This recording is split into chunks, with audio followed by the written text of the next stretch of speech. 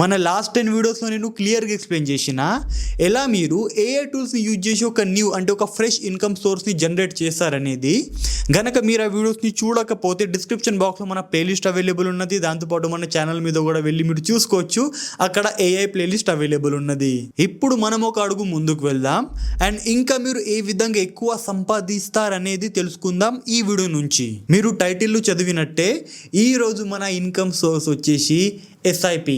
అరే వీడేం చెప్తున్నాడు, మాకు ఎస్ఐపి గురించి తెలుసుకోవాలని లేదు, ఏదన్నా షార్ట్ కట్స్ వేసి ఉంటే చెప్పో బ్రో అనే డౌట్ మీకు కూడా వచ్చిందా? If you use any platform, మీరు ఏదన్నా ఏఐ టూల్స్ని యూజ్ చేసి సంపాదిస్తా అన్నా కూడా మనం ఒక లిమిటెడ్ నంబర్ మాత్రం జనరేట్ చేయగలం. బట్ ఎస్ఐపిలో మనకు కంపౌండింగ్ ఇన్కమ్ వస్తుంది అండ్ ఇది టైంతో పాటు పెరుగుతుంది. మీరు కనుక ఎస్ఐపిని స్టాప్ కూడా చేసిందనుకోండి అయినా కూడా మనకు ఇన్కమ్ వస్తూనే ఉంటుంది. ప్రతిసారి ఇన్కమ్ అనేది పెరుగుతూనే ఉంటుంది. ఎగ్జాంపుల్ కొరకు గనక మీరు ఒక 10 years కొరకు 1,000 రూపీస్ సేవ్ చేస్తే ఎంత అమౌంట్ అయితే 10 years కొరకు మనం ఒకసారి కౌంట్ చేద్దాం. దగ్గర 1.2 lakh రూపీస్ ఎంతో అవుతున్నాయి. గనక మీరు అదే 1,000 రూపీస్ తోటి పర్ మంత్ గనక ఎస్ఐపిలో ఇన్వెస్ట్ చేస్తే ఆఫ్టర్ 10 years అది దగ్గర 2.8 lakh కంటే ఎక్కువ అమౌంట్ అవుతున్నది. బికాస్ ఎస్ఐపిలో మినిమం రిటర్న్ కూడా 15% కంటే ఎక్కువగా ఉన్నది. సో ఇప్పుడు మీకు ఒక డౌట్ రాలా, how to start? So description బాక్స్లో మీకు ఏంజల్ 1 లింక్ కనబడుతుంది. లింక్ మీద క్లిక్ చేయగానే మీరు వెళ్ళిపోతారు ప్లేస్టోర్ లోపట్ల. ప్లేస్టోర్ నుంచి చేసుకుని డౌన్లోడ్ చేసి ఓపెన్ చేసిన తర్వాత మన ముందు ఇలాంటి పేజ్ వస్తుంది. సింపుల్ నెక్స్ట్ మీద క్లిక్ చేసిన తర్వాత ఫస్ట్ ఇక్కడ మన మొబైల్ నెంబర్ అడుగుతుంది. మనం ఇక్కడ మన మొబైల్ నెంబర్ ఇచ్చేసిన తర్వాత ఇక్కడ అడుగుతుంది మన రెఫరల్ కోడ్. కనుక మీకు ఆటోమేటిక్ ఇక్కడ రెఫరల్ కోడ్ రాకపోతే మీరు మాన్యువల్లీ కూడా యాడ్ చేసుకోవచ్చు. స్క్రీన్ మీద రెఫర్ కోడ్ చూసుకోండి. రైట్, రెఫరల్ కోడ్ ఇస్తే మీకు 20% ఆఫ్ ఉంటుంది.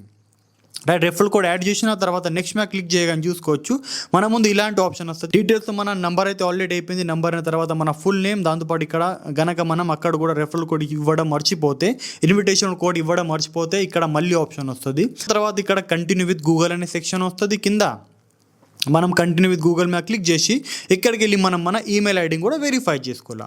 వెరిఫికేషన్ కంప్లీట్ అయిన తర్వాత అడుగుతుంది మన పాన్ కార్డ్ నెంబర్. ఇక్కడ మన పాన్ కార్డ్ డీటెయిల్ ఇచ్చేయాలి. ఎందుకంటే డీమేట్ అకౌంట్ క్రియేట్ చేసే టైంలో మన పర్సనల్ డీటెయిల్ అడుగుతుంది. 100% సేఫ్ ఉంటుంది, డోంట్ వరీ.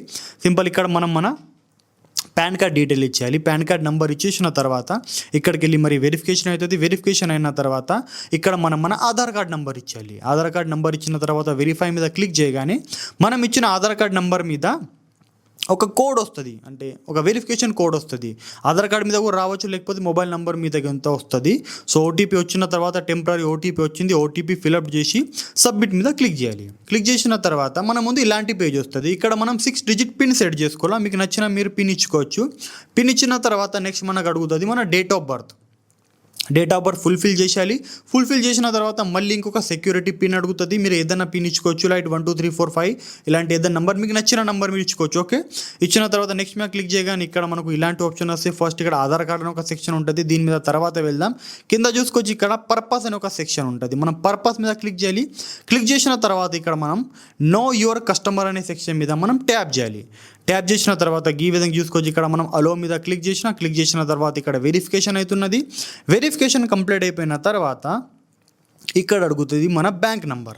ఇక్కడ మన బ్యాంక్ నెంబర్ ఇచ్చేయాలి, ఇంకా మన ఐఎఫ్సి కోడ్ ఇచ్చేయాలి. మన బ్యాంక్ పాస్బుక్లో అన్ని అవైలబుల్ ఉంటాయి. ఇచ్చిన తర్వాత నెక్స్ట్ మీద క్లిక్ చేసిన తర్వాత క్లిక్ ఏ సెల్ఫీ అనే సెక్షన్ ఉంటుంది. సో ఇక్కడ మన ఫేస్ వెరిఫికేషన్ చేసుకోవాలి. ఓపెన్ కెమెరా మీద క్లిక్ చేయగానే మన ముందు మన కెమెరా ఆన్ అయిపోతాయి. ఇక్కడికి వెళ్ళి మన సెల్ఫీ తీసుకోవాలి. సెల్ఫీ తీసి సబ్మిట్ మీద క్లిక్ చేసిన తర్వాత సెల్ఫీ సబ్మిట్ అయిపోతుంది. నెక్స్ట్ ఇక్కడ ఒకటి డిజిటల్ సిగ్నేచర్ అడుగుతుంది. ఇక్కడ మన డిజిటల్ సిగ్నేచర్ ఇవ్వాలి. సబ్మిట్ మీద క్లిక్ చేయాలి. క్లిక్ చేసిన తర్వాత ఒకసారి ఇక్కడ మనం వెరిఫికేషన్ చేసుకోవాలి. మన నంబర్ కరెక్ట్ ఇచ్చినామా, బ్యాంక్ డీటెయిల్ కరెక్ట్ ఇచ్చినామా అనేది. ఇచ్చిన తర్వాత ప్రొసెస్ మీద క్లిక్ చేయాలి. క్లిక్ చేసిన వెంటనే ఇక్కడ మనం 6 digit ఓటీపీ కోడ్ ఫిల్అప్ చేయాలి. ఫిల్అప్ చేసిన తర్వాత నెక్స్ట్ మీద క్లిక్ చేసిన వెంటనే మన ముందు ఇలాంటి సెక్షన్ వస్తుంది.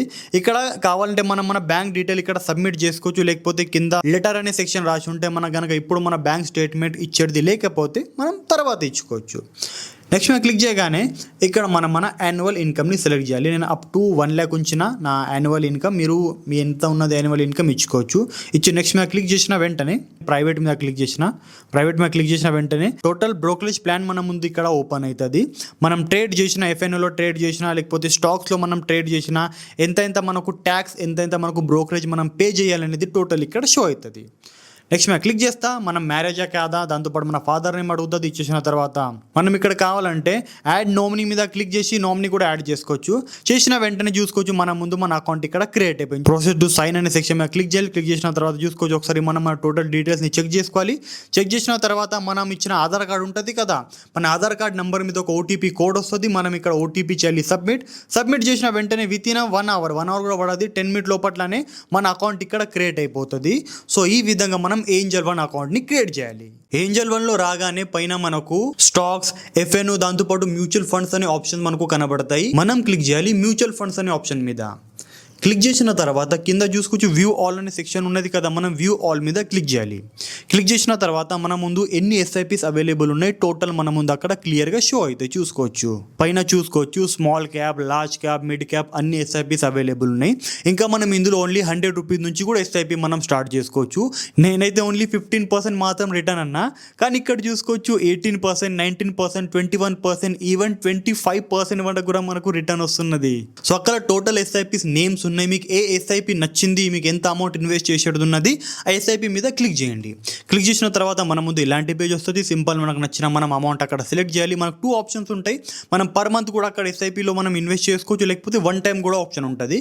చాలాసార్లు ఏమైతే అంటే ఒకటేసారి మన దగ్గర ఒక జంక్ ఆఫ్ అమౌంట్ వస్తుంది కదా, అంటే 1 lakh రూపీస్ వచ్చినాయి, 2 lakh రూపీస్ వచ్చినాయి, ఒక పెద్ద అమౌంట్ వస్తే మనం ఒకటేసారి ఇన్వెస్ట్ కూడా చేసుకోవచ్చు. అయినా కూడా మనకు సేమ్ అంతే నెంబర్ ఆఫ్ రిటర్న్ వస్తుంటుంది పర్ ఇయర్. సో అక్కడికి వెళ్ళి మనం పే చేసిన తర్వాత మన ఎస్ఐపి స్టార్ట్ అయిపోతుంది. మనం కావాలంటే మధ్యలో కూడా మన ఎస్ఐపిని క్యాన్సిల్ చేసుకోవచ్చు, మనం కావాలంటే మన ఇష్టం. సో ఇంకొక క్వశ్చన్ మీకు రావాలి. సో బ్రో మరి 15%, 20%, 25% రిటర్న్ ఇస్తున్నారు కదా మనకు, అవి ఎక్కడికి వెళ్ళి వస్తున్నాయి? ఈ డౌట్ మీకు కూడా వచ్చిందా? వినండి కదా దీని ఆన్సర్. గనక మనం బ్యాంకులో అమౌంట్ ఇన్వెస్ట్ చేసినాం అనుకోండి, ఎఫ్టీ కూడా చేసినా కూడా మనకి ఎంత వస్తున్నాయి? మ్యాక్స్ టు మ్యాక్స్ 6 to 8% మాత్రం వస్తాయి. బట్ ఎస్ఐపిలో 15%, 20% వస్తుంది. రీజన్ ఏమంటే మనం కనుక బ్యాంకులో ఇన్వెస్ట్ చేసినాం అనుకోండి, కనుక బ్యాంక్ది మనం బిజినెస్ చూసినాం అనుకోండి, ఓవరాల్గా చూస్తే ఒక 5 year, 10 year, 20 year కొరకు కనుక మనం ఎఫ్డీ చేసినాం అనుకోండి, మన ఎఫ్డీ అమౌంట్ ఉంటుంది కదా, ఆ అమౌంట్ని బ్యాంక్ వేరే వాళ్ళకు యాజ్ అ లోన్గా ఇస్తుంది. ఇదైతే అందరికీ తెలుసు, ఎందుకంటే మనం బ్యాంకుల నుంచి లోన్ కూడా తీసుకుని ఉంటాం కదా. బ్యాంకు నుంచి లోన్ తీసుకున్నప్పుడు మినిమం 12%, 15%, ఈవెన్ 20%కి బ్యాంకు లోన్ ఇస్తుంది వేరే వాళ్ళకు. ఎందుకంటే అనుకోలే ఒక ఎగ్జాంపుల్ 12%కి కనుక బ్యాంక్ ఎవరికైనా లోన్ ఇచ్చింది అనుకోండి 1 year కొరకు, సో బ్యాంక్కి 12% ఇంట్రెస్ట్ వస్తున్నది కదా. సో అందులో నుంచి హాఫ్ బ్యాంక్ ఉంచుకుంటుంది, హాఫ్ లేకనా మనకి ఇస్తుంది. సింపుల్, ఇదే మన ఇంట్రెస్ట్. సో ఇదే విధంగా బ్యాంకింగ్ బిజినెస్ నడుస్తుంది. బట్ ఎస్ఐపిలో ఇలా ఉండదు. మనం ఇన్వెస్ట్ చేసిన అమౌంట్ ఎస్ఐపి డిఫరెంట్ కంపెనీస్, దాంతోపాటు స్టాక్, మ్యూచువల్ ఫండ్, దాంతోపాటు గోల్డ్, దాంతోపాటు గ్రోయింగ్ ఇండస్ట్రీ ఉంటాయి కదా, అక్కడ ఇన్వెస్ట్ చేస్తుంది. సో అక్కడ ఇన్వెస్ట్ చేయడం వల్ల వాళ్ళకు రిటర్న్ కూడా చాలా ఎక్కువ వస్తుంది. ఎగ్జాంపుల్ 20%, 30%, 50% వరకు రిటర్న్ వస్తుంది. సో అందులో నుంచి మనకు వాళ్ళు చిన్న కట్ ఇస్తున్నారు.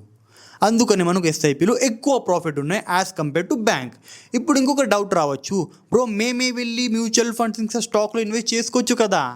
మీకు గనక నాలెడ్జ్ ఉంటే మీరే చేసుకోవచ్చు. గనక ఏమీ నాలెడ్జ్ లేకపోతే SIP are the best option for everyone. ఇంకొక మాట, నేను ఎలాంటి సెబీ రిజిస్టర్ అడ్వైజర్ కాదు, కాబట్టి ఇన్వెస్ట్ చేసే ముందు మీ రీసెర్చ్ కూడా మీరు చేసుకోండి ఒకసారి.